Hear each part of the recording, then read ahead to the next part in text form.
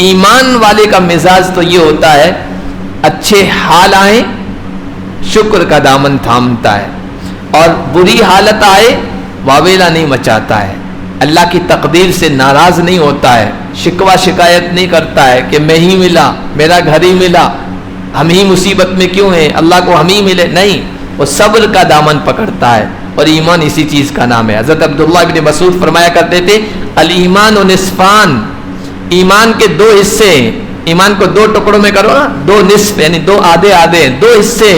نصف صبر و نصف شکر،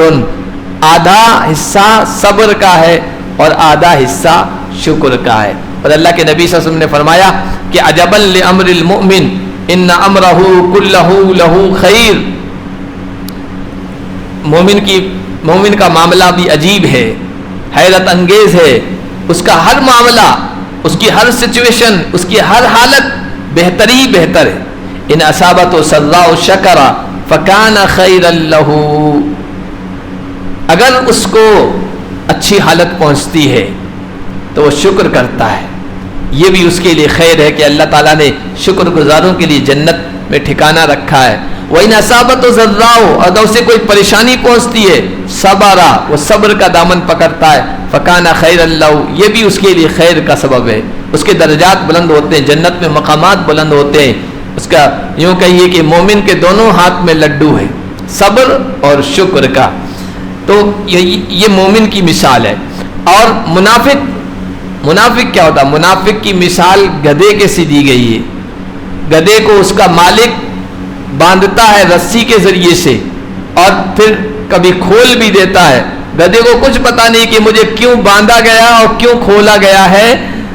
منافق کی مثال یہی ہے، اچھی حالت اللہ کی طرف سے آتی ہے تب بھی اس کو پتا نہیں، بری حالت آتی ہے تب بھی اس کو کچھ پتا نہیں، بس وہ اپنی ڈگر پر، اپنی روش پر، اپنے انداز میں چلتا رہتا ہے،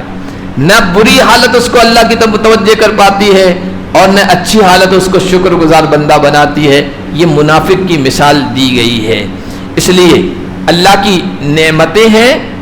اگر آپ شکر گزار بن رہے ہیں تو سمجھ لیجیے واقعی اللہ کی نعمت ہے،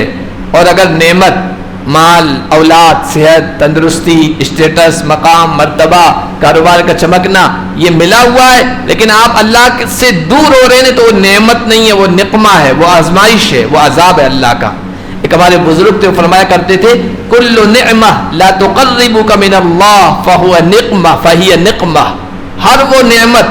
جو آپ کو اللہ سے قریب نہ کرے وہ نعمت نہیں ہے، وہ نقمہ ہے، یعنی عذاب ہے، آزمائش ہے۔ اور وکل مصیبہ قربتک من اللہ فہی نعمہ، اور ہر مصیبت پریشانی جو آپ کو اللہ سے قریب کر دے تو وہ مصیبت نہیں، وہ نعمت ہے، وہ اللہ کا آپ کو محبوب بنا دیتی ہے، اللہ کی نگاہوں میں درجات بلند کر دیتی ہے۔